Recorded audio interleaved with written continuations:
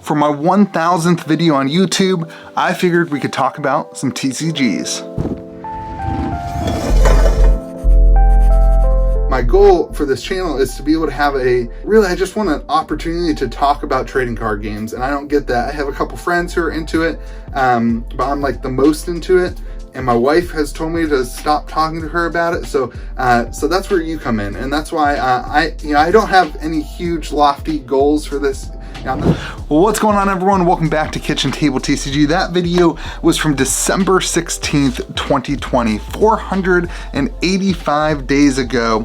That video was titled, What This Channel Is All About, and it never got posted because I couldn't figure out what this channel was gonna be talking about, and I still haven't. But that was 485 days ago, and it would have been my 45th YouTube video on YouTube, but I never posted it, and today is video number 1000. And I actually didn't even see this coming. Somebody actually messaged me yesterday.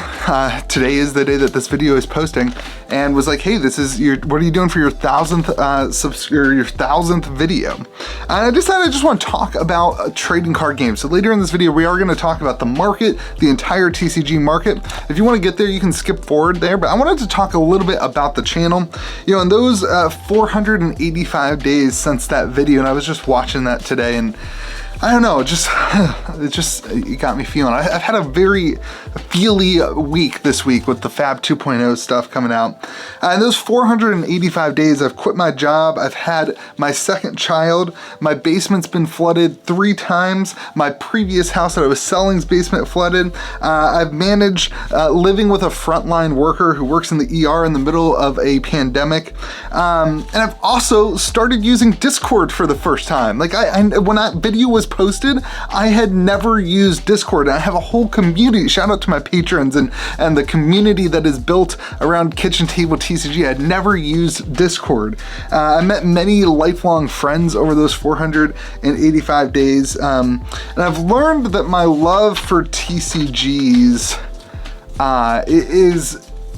is both deep, and it's also very, very passionate. And I've learned that, like, the more that I get involved in the hobby, the more that I see that stores and players and collectors need something, need help to figure this out, and that there's a lot of things that need fixed. There's a lot of things, I just get so passionate about it. So my love for this hobby, I've learned over these 485 days, I'm very passionate, and the love I have for the hobby is deep. But I still, after 485 days, after 1,000 videos, I still don't know what this channel is. Like, I can't grasp what I'm trying to accomplish. So today, we're gonna talk about the state of the TCG world. We're gonna talk about a bunch of different games, a bunch of different things, as is par for the course over the last year. But first, I just want to say thank you. I want to say thank you to you, the viewer, just for watching the videos.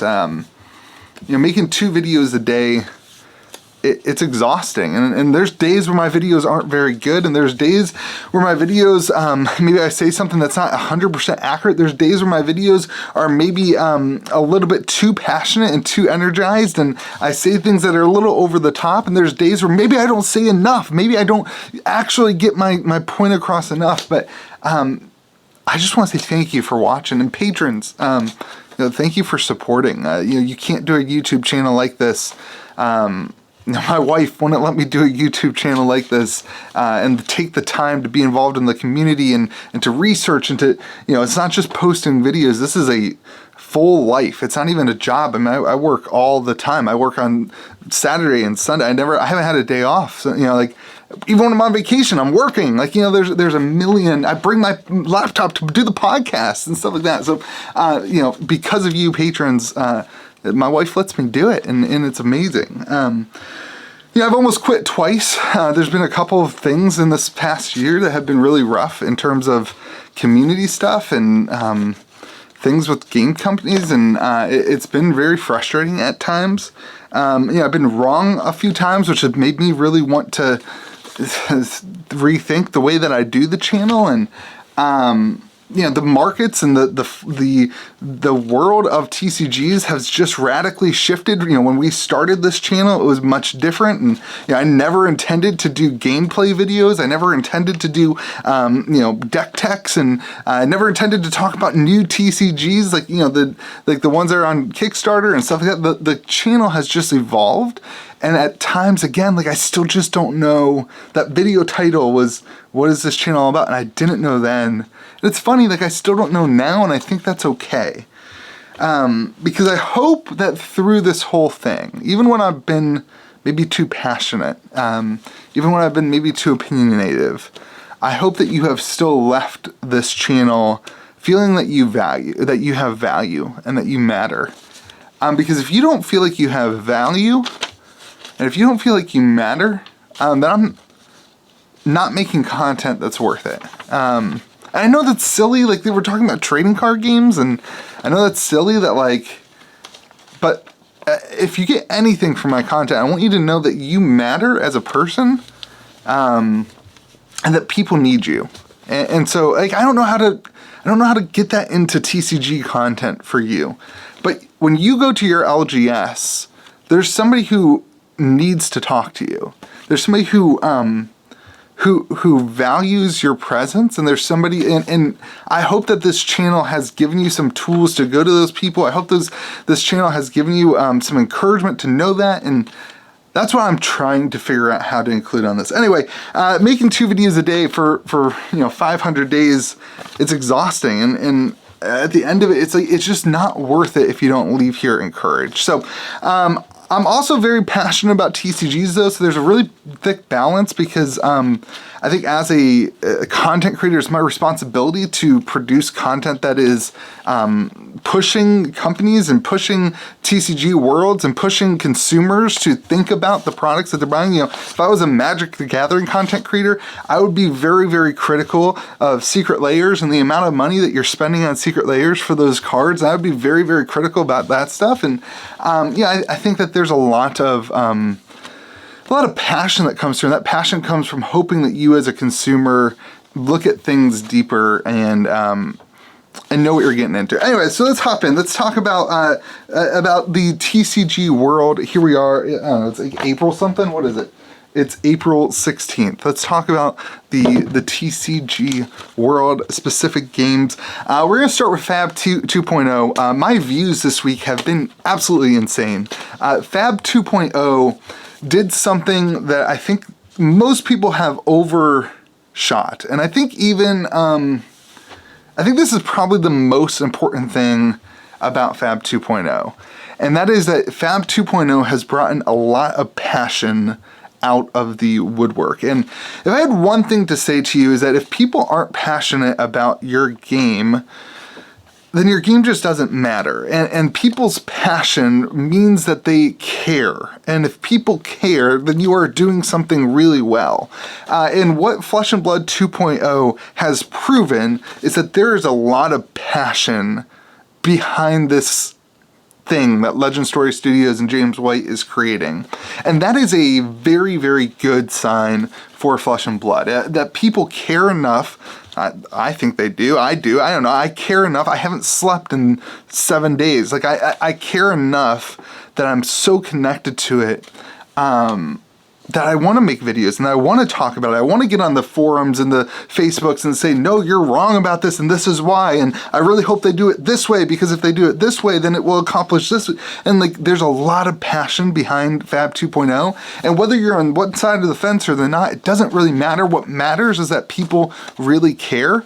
And that is the key to a successful business, specifically in a trading card game where you have economics involved, you have player base and LGSs involved, and you have a lot of things. So Fab 2.0, an absolutely massive presentation to the world about Flesh and Blood. And I think there's a lot of different things. Number one, it's very good that they are fixing the box moving forward.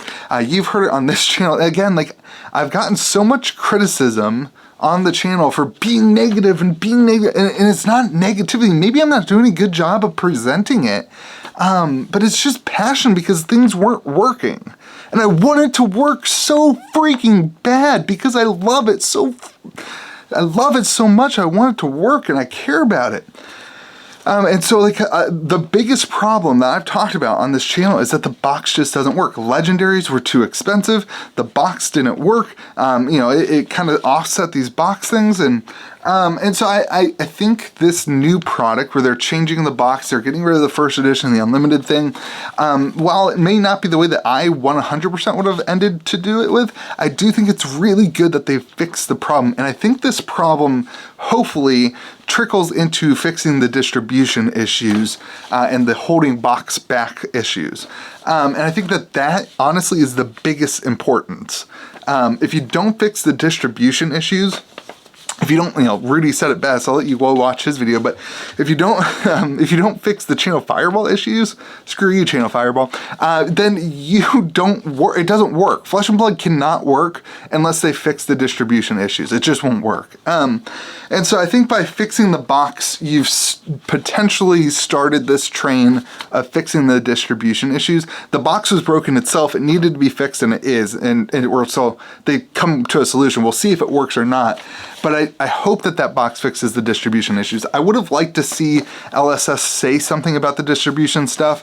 That would have given me, as a content creator who really sees, and LGS, that really sees a lot of problems. I think that they don't even fully understand, things that have been sent out about the history boxes and the allocations of those being, there's just a lot of things that at distribution level still seem shady.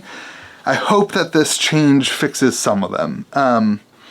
And I think the other thing is, in the recent interview with Team Covenant and James White, they did talk about playtesting. That's been another major concern of the community. They talked about playtesting. They talked about it being partially due to COVID and not being able to get in store or in play together. And so I hope those are the two biggest things on my channel that I have said that I think need work. And I hope those things get fixed. And it seems like they are aware of those issues. And so that is the biggest sign for Flesh and Blood. Now, the Flesh and Blood market, everyone, people keep saying that the Flesh and Blood market is way down. If you guys remember, I did a video where I showed a graph, and I don't fully believe that the Flesh and Blood market is down. I firmly believe that when the Flesh and Blood market was up, that was just a false number. If you look at my graphs, there's a 3 to 5 week period where numbers were really, really high, and that's everyone's price memory. And it was actually Easter of last year when 2 auctions ended, an Arcane Rising lot and a WTR Alpha lot, and 2 separate lots, and they both included the Fable, and they both had a bunch of other things, and they both ended at the price that, everyone was like, wait a second, what happened? There were a ton of excuses made for those lots, but I think that what maybe happened is that was just the market price, and maybe we just overshot it a little bit. And I don't think that the sky is falling. I think that those price memories that we all have in our head, $50,000 for an Alpha Heart, I think maybe those were just not accurate. They were just short-term numbers. And so I don't really think the sky is falling. I think we're just figuring out what the prices of things are. So I don't know. I don't see any huge positive or negatives. I mean, the market's down. We'll see where it goes. And everyone's figuring out what this looks like in this next market of Fab 2.0 too. We're going to talk a ton about Fab 2.0 on the channel this week as we continue, but those are my thoughts on the market. I mean, I think if you believe in the game and if you love this game, you have to really think about what can you afford and buy the things that you like. And I think right now almost anything is at a decent price point where if you have X amount of money and you really want that card, it kind of makes sense to buy into it if you love the game and if you're going to be here. So let's go into Metazoo. Metazoo, the biggest thing for Metazoo right now is this big $250,000 tournament. And I think a lot is on the line with that tournament. We've been saying players will come and we will see players enter this game. And I've said it on the channel that We saw this with Flesh and Blood. It was a collector's game for a very long time, and eventually the players really overtook the collectors, and that's the only real trend that we have in TCGs to look at. So realistically, I think for Metazoo, this $250,000 tournament is a really important one to bring players into the game, to bring stores into the front where they are hosting tournaments, and there's been a huge push towards stores hosting events and hosting tournaments, and so as long as they are doing that, I think that will happen, and if that does happen, I think you'll see a lot of shifts happening in the world of Metazoo, and I think you'll see a lot of growth in the game, much like we've seen with other games in history. The market is also being absorbed, the market cap is being absorbed right now with a lot of new product. We have skateboards, and we have the Magic Cast boxes, and we have a lot of product coming out, and so a lot of the first edition boxes are still on a little bit of a downwards trend. I personally think that that's a lot due to a lot of money flowing into these other things, and so again, this just goes to, what do you want as a consumer? If you love Metazoo, then buy the products you love, buy the things that you want, and spend the money that you have, but don't overcommit and don't spend money. The free 10D season of TCGs is completely over. You cannot just spend $100 now and sell it for $200 pretty much guaranteed in a week. That's gone. If you're still here because of that, what are you doing? In any of these games, there's easier things to flip for money right now, and they're not TCGs. So I don't know what you're doing here. So buy what you love, spend the money that you can, but don't overextend. But then here's the biggest caveat for Metazoo. This is the biggest important factor. The biggest important factor for Metazoo is the video games, the movies, and the other things. The Times Square, graphics, but bigger things are the movie and the TV show. Sorry, the TV show and the video games. As those things come to fruition, the acknowledgement of what Metazoo is going to continue to grow, and as a result, more and more people are going to be interested in the TCG and all the other things. And so as that IP and brand grows, I think you're going to start seeing a lot more interest in the game, and your growth rate's going to be exponential at that point. I really think that TCGs really need to lean into some of that IP stuff a lot if they want to be this massive kind of thing that's going to be at stores, at Walmart, and at Target, and that's something that Metazoo is really exclusively trying to do. So I think if you want to put your money on Metazoo, you're putting your money, in my opinion, on those video games and on those movies to really propel the brand forward as an IP. I think that Mike has it. I think Mike has the ability and the connections to build those connections to the companies that can help him accomplish those things. And so I think that's really important too. So your money's on Mike and his ability to connect to these partners that will help him achieve those goals, those giant lofty goals he has in his head. So, all right, let's move on to Magic the Gathering. Magic the Gathering as a card game is easy. It has the easiest shot at winning 2022 from a TCG perspective. There's no covering this up that Kamigawa was probably the best natural set or regular set in the TCG world this year. It's just really, really good. It did all the things that Magic needed it to do. It got the player base kind of excited again. Even locally, I'm hearing a lot of people who are actually excited for Standard. I don't follow that enough, but there's a lot of excitement again for the draft experience was really good. The sealed experience was really good. But then the collector side of this with the neon ink cards really having a ton of value. Kamigawa was easily, so far in 2022, the best set of the year. And I think that this is a sign. I'm hearing rumors that Double Masters 2022 is going to have signed Masterpiece sketch cards, artist-signed Masterpiece sketch cards. I'm hearing that the product that was, the new unset actually got delayed as a result of they're actually doing some numbering on the cards and some stuff. So there's a lot of really exciting things coming up from Magic that I think are going to be really interesting. I think Magic has the easy shot of winning 2022, in my opinion. And then they have this pro play, and this is going to encourage content from Star City Games and Channel Fireball and all these people who pay people to do content. By being involved in the pro scene, you're going to see a lot more content from these channels, which will also propel the game and bring a lot of interest in. So Magic, in my opinion, is the one that's really floating right now, and really, really the key right now is if Magic wants it, they can get it. But will they drop the ball? And that's the biggest question for Magic the Gathering. You know, the reserve list stuff is still holding up pretty well, and but really the money so far has been in the newer product. And what does that say about the? I don't know. You can get into. We can get into another video. But all right, let's talk about Pokemon. I think vintage Pokemon's undervalued, and everyone thinks I'm crazy. I've been having this conversation with people, and everyone says I'm insane. I'm an idiot.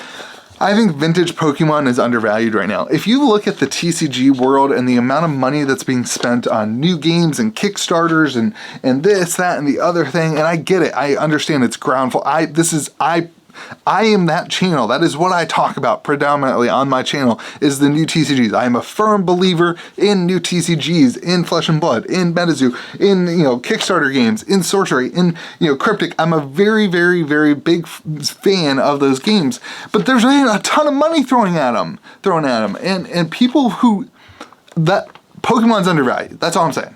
Pokemon's undervalued, in my opinion. The Logan Paul boom, I think we had a massive crash as a result of a massive boom, but I think that the Pokemon boom did was show that people are willing to spend that amount of money on the cards, and that over time, as more and more people get involved, you will continue to see that. So anyway, modern Pokemon sucks. It's fun for collecting. It's fun for opening and having like an opening experience and enjoying it with your kids. Like, that's what I see modern Pokemon as. But I do also think that there's something that said that Pokemon is the largest TCG market. Pokemon singles on TCG players sell way, way, way faster than any other card game that I sell, which is Magic, Pokemon, Metazoo, and Flesh and Blood. I have all those, a substantial amount of inventory. My inventory is paused right now, but and they sell super fast. So, all right. Last conversation. I know we're 22 minutes. If you're still in here, leave a comment in the comment section. We're going to give away a $100 gift card to CavDanesMarket.com to a random commenter in the comment section. So make sure you leave a comment in the comment section. Here we go. Kickstarter.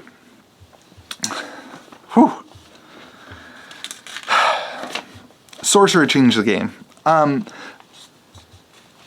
We are now firmly in the new age of Kickstarters for TCGs. That this is now the way that you launch a TCG.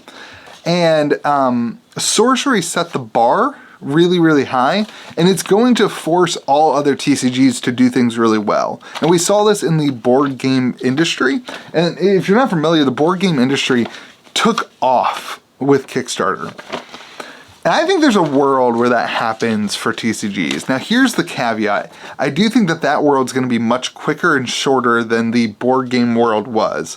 And so I think we only have like a year or two max on this whole Kickstarter boom. And what that means is like new games, because the difference between board games and TCGs is that you don't stop playing a TCG. Well, you do, but you invest in playing for a longer time than you do a board game. And so I think that there's still a world for a few more TCGs, but honestly, Genesis, Grand Archive, Sorcery, Cryptic, you've got all these games coming out, and I think that the supply of those games is going to be shorter than the board game industry was.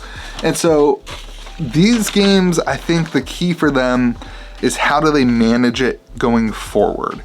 And some of these games may say we're going to do a Kickstarter every set, which I actually think is the right play. If I were one of these games, I would be trying to be the Kickstarter TCG, the game that is always like. If you look at board games, it's Zombicide from Cool Mini or Not. They do every release that Cool Mini or Not does for board games, they do it on Kickstarter.